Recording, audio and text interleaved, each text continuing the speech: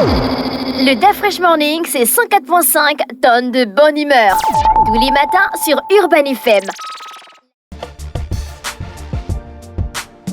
Vous êtes sur les 104.5 Urban FM, la station urbaine, et vous écoutez le Da Fresh Morning. On est avec Jean-Paul. Jean-Paul, bonjour. Bonjour la fraîche. Comment tu vas ce matin? Ça va très bien. Alors, on va combien d'années en arrière? On va pas loin, on va 56 années en arrière.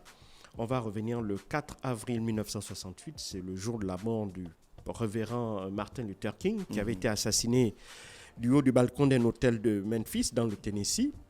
Il faut savoir qu'en 1966, Martin Luther King était donc le fer de lance de la lutte contre la ségrégation. Hein, et il était le chef du mouvement de lutte pour les droits civiques. Et donc, au cours d'un passage à Memphis, quelques jours après son fameux discours qu'il avait fait à Washington, où il avait lancé la célèbre phrase « I have a dream ». Donc, il était de passage à Memphis. Et donc, je l'ai dit, se fait assassiner. Il est sur la terrasse du balcon d'un hôtel de Memphis. Et puis, il reçoit, on entend des coups de feu. Et il est touché à la poitrine et au visage. Et donc, il est tué sur le coup. Et donc, aussitôt, après l'émotion, bien entendu, une enquête est diligentée. Et rapidement, on soupçonne un ségrégationniste blanc qui s'appelle James Earl Ray d'être l'auteur des coups de feu. Celui-ci réussit à s'enfuir des États-Unis, mais 3 mois plus tard, les autorités américaines réussissent à l'intercepter. Il était à Londres, en Angleterre. Et donc là, il va être, selon les autorités à l'époque, il va avouer être l'auteur des coups de feu qui ont entraîné la mort de Martin Luther King. Et donc, il sera jugé et condamné à 99 ans. Sauf que, depuis lors, il s'est rétracté et il n'a cessé de clamer son innocence. Et donc, et même de ce point de vue-là, il est même soutenu par la famille du révérend King, qui estime que ce n'est pas l'auteur de l'assassinat de Martin Luther King. Parce qu'il faut aussi savoir que, entre-temps, il y a eu quelques rebondissements. Notamment durant les années 90, il y avait le propriétaire d'un restaurant qui était non loin d'un restaurant qui se situait non loin de l'hôtel dans lequel Martin Luther King avait été assassiné. Lui, il avait affirmé que le meurtre de Martin Luther King était un complot commandité par le gouvernement américain et la mafia. Et donc, à la suite de ces allégations-là, la famille du révérend King va le poursuivre en justice et va même obtenir gain de cause dans ce procès-là. Et donc, malheureusement, l'État américain ne va jamais reconnaître, et encore moins la mafia, qu'il avait joué un rôle dans l'assassinat de Martin Luther King. Il faut aussi savoir que quelques années après ces événements-là du restaurateur de Tennessee, enfin de Memphis, il va avoir aussi un autre plombier, un autre Américain qui était un plombier de profession, qui lui aussi se trouvait à Memphis, non loin de l'endroit où le révérend King avait été assassiné, qui lui aussi va faire un aveu expliquant que ce serait lui qui aurait tué Martin Luther King parce qu'il pensait que Martin Luther King était un communiste. Malheureusement pour les autorités et pour lui, malheureusement pour la famille, et pour ceux qui essaient de comprendre un peu le fin mot de l'histoire, cette version n'aura jamais été privilégiée par la justice. Et donc, une enquête, ce monsieur n'aura jamais fait l'objet d'une quelconque audition. Et donc, depuis lors, ces deux événements-là ont véritablement jeté le voile sur les origines ou sur les causes de l'assassinat ou sur les auteurs réels ou présumés de l'assassinat de Martin Luther King, en dépit du fait que jusqu'à présent, James Earl Ray, même si il clame toujours son innocence, demeure en prison et il demeure pour la justice américaine celui qui est l'auteur de l'assassinat de Martin Luther King. Et de ce point de vue-là, en dépit de toutes les tentatives faites par ses avocats pour essayer de ramener, de refaire le procès, la justice américaine reste pour le moment ferme là-dessus. Pour elle, c'est James Earl Ray qui est l'assassin de Martin Luther King, sauf que pour la famille King, ce n'est pas James Earl Ray, et pour un certain nombre d'observateurs et d'historiens aussi, il y a une part de mystère qui n'a toujours pas été levée sur les causes et les origines en réalité de l'assassinat de Martin Luther King.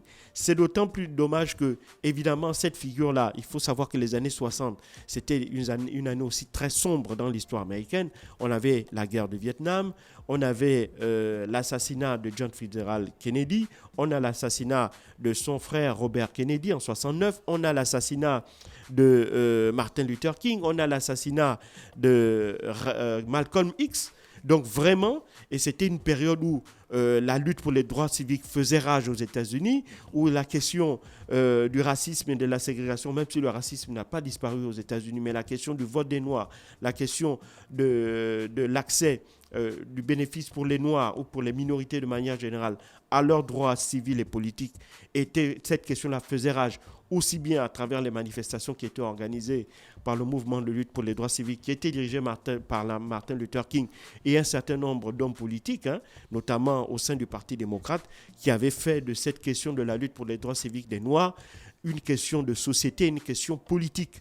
Et donc, c'est dans cette période-là, très trouble pour l'Amérique, où il y avait véritablement de véritables dissensions dans la société américaine.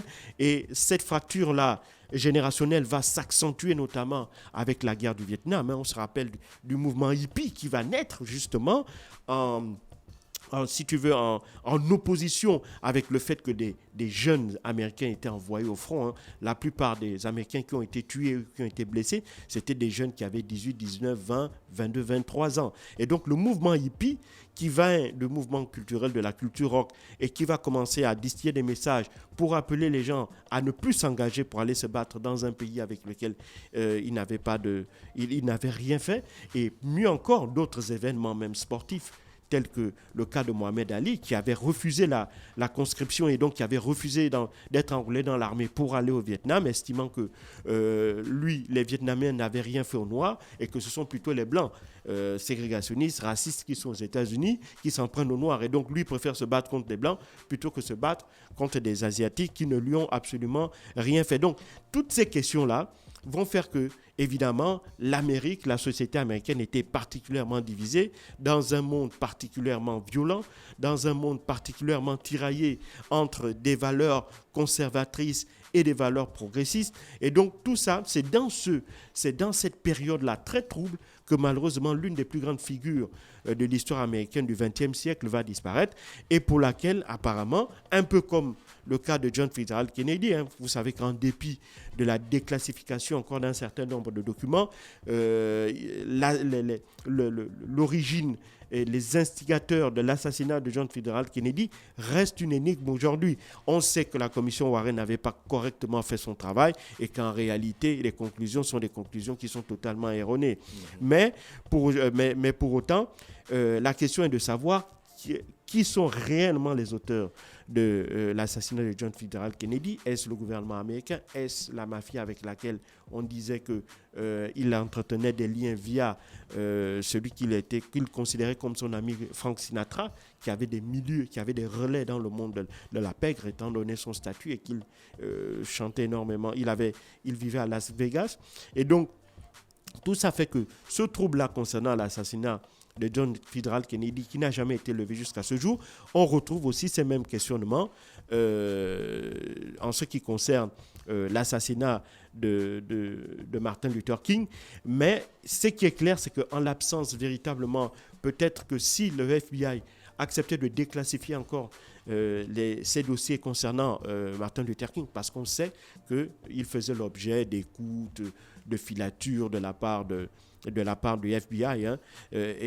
Maintenant, si peut-être le FBI pouvait permettre la déclassification du dossier de Martin Luther King, afin de savoir un peu plus, de comprendre un peu plus ce qui s'était passé à ce moment-là, ça pourrait aider à la manifestation de la vérité. Or, pour cela, il faudrait que le président des États-Unis autorise cette déclassification-là, et je ne pense pas que pour le moment, l'Amérique soit prête à accepter la vérité sur la mort de Martin Luther King, comme elle n'est toujours pas prête à accepter la vérité sur la mort de John Fitzgerald Kennedy. Et Jean-Paul, ça fait 75 ans que l'OTAN est né. Oui, ça fait 75 ans, il y aura la commémoration aujourd'hui.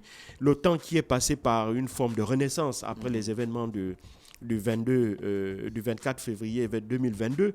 Il faut savoir que l'OTAN était une organisation visant à garantir aux pays européens qui étaient frontaliers de l'ex-URSS, de garantir une espèce de bouclier défensif en cas d'invasion ou d'attaque de l'URSS. Parce qu'il fallait bien comprendre que les événements en 1953 où la Hongrie avait essayé de se soulever contre le bloc, contre Moscou, et cela avait été réprimé dans le sang puisque Léonid Brejnev avait envoyé des chars qui étaient entrés dans Bucarest et qui avaient vraiment réprimé dans le sang les manifestants hongrois, et ça a énormément traumatisé les populations hongroises, qui en gardent un mauvais ressenti jusqu'à aujourd'hui, et même d'autres pays qui sont traumatisés, qui sont russophobes. Aujourd'hui, on parle des pays baltes, la Lettonie, l'Estonie, on parle des pays slaves comme la Pologne, la Bulgarie. Donc tous ces pays-là ont véritablement, du fait de cet événement-là, dans leur inconscient collectif, une véritable phobie de la Russie. Et donc cette organisation qui était une organisation qui pouvait s'expliquer dans la période de la guerre froide, est passée par une période désertique, notamment après la chute du mur de Berlin. Il ne faut pas oublier qu'en 91, après l'effondrement de l'URSS, la Russie, sous Vladimir Poutine, quand il arrive au pouvoir en 99, il avait demandé à adhérer à l'OTAN. C'était George W. Bush qui va, lorsqu'il arrive au pouvoir en 2000, qui va répondre, qui va refuser cette adhésion de la Russie au sein de l'OTAN. Donc vous imaginez que si la Russie avait adhéré à l'OTAN à cette époque-là, il n'y aurait certainement pas de guerre aujourd'hui entre l'Ukraine et la Russie. Et donc cette organisation, par la suite, il ne faut pas l'oublier, qui était rentrée dans une espèce de léthargie qui avait été accentuée par la période de Donald Trump, qui disait que l'OTAN ne servait à rien plutôt qu'à dilapider l'argent du contribuable américain, parce qu'il estimait que les pays européens ne contribuaient pas suffisamment au financement de l'OTAN, et notamment la question du 2% du PIB pour financer les achats d'armes.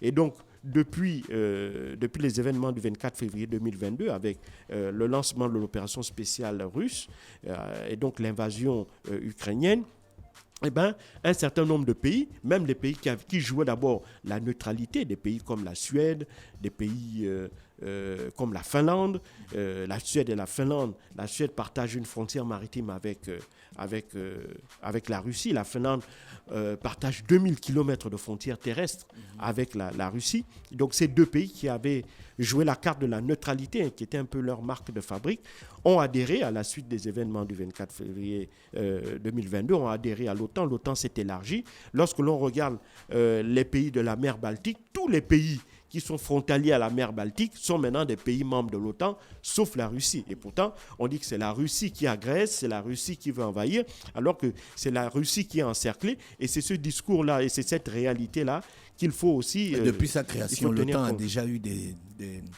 activités sur le terrain? Oui, énormément.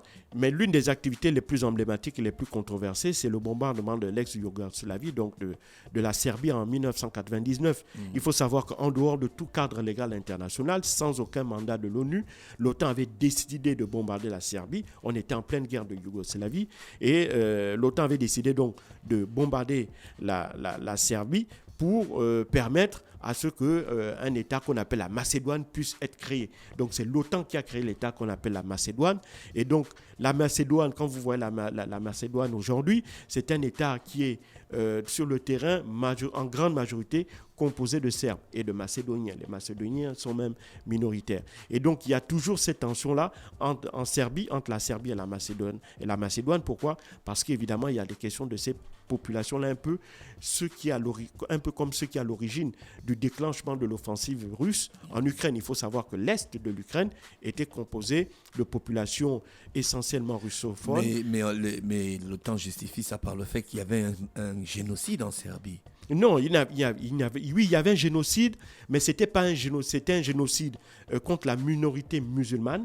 Mais seulement, ils se sont servis de ce génocide-là contre la minorité musulmane pour obliger la Serbie à céder une partie de son territoire pour créer maintenant ce territoire qu'ils appellent pas la Macédoine, qu'on appelle la Bosnie-Herzégovine. Voilà. Donc c'est la Bosnie-Herzégovine qui est un État qui est l'émanation de l'OTAN. Ce n'est pas une émanation des populations locales. C'est un peu comme on a créé l'État d'Israël, c'est-à-dire qu'on a pris les Juifs qui étaient les survivants du génocide et on les a placés à l'endroit où se trouvait la Palestine et ensuite on a créé l'État d'Israël. Et ça crée des frictions. C'est Israël la même chose. est dans l'OTAN. Israël, non. Israël n'est pas dans l'OTAN, mais Israël n'a pas besoin d'entrer dans l'OTAN puisque Israël bénéficie de la totalité du soutien de la protection des États-Unis. Un peu, si tu veux, Israël bénéficie des services des États-Unis comme n'importe quel pays membre de l'OTAN bénéficie aussi de ces services. La France est dans l'OTAN. Oui, la France. Pourquoi elle a refusé de participer à l'invasion de l'Ukraine? La France était dans l'OTAN, puis le général de Gaulle avait décidé d'en sortir.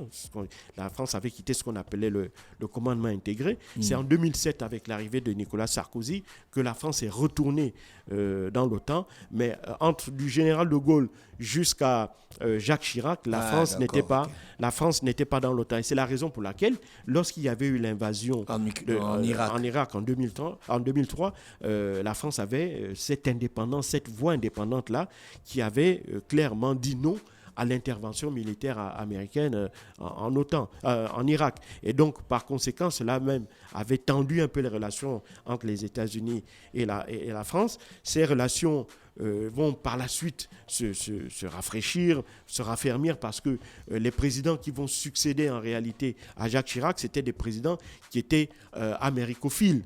Que l'on prenne Nicolas Sarkozy qui a voulu imprégner une espèce de présidence à l'américaine en France, que l'on prenne François Hollande qui s'est toujours posé systématiquement derrière les États-Unis lorsqu'il s'est agi d'intervenir dans le cadre de l'OTAN. Lorsque l'OTAN est allé intervenir en Syrie, les Américains, les Français ont suivi automatiquement les Américains sous François Hollande.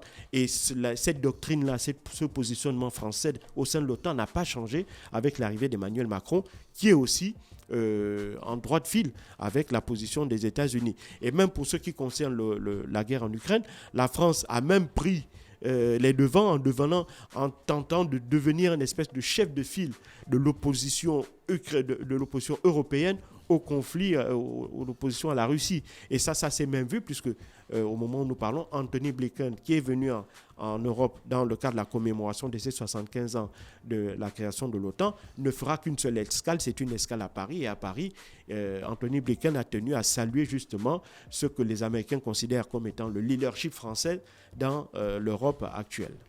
Merci Jean-Paul avec nous ce matin sur les 104.5 Urban FM, la station urbaine. On revenait sur la mort de Martin Luther King et la création de l'OTAN. Vous êtes dans le Fresh Morning, enfin un tour en musique, on se retrouve juste derrière. Le Da Fresh Morning, c'est 104.5 tonnes de bonne humeur. Tous les matins sur Urban FM.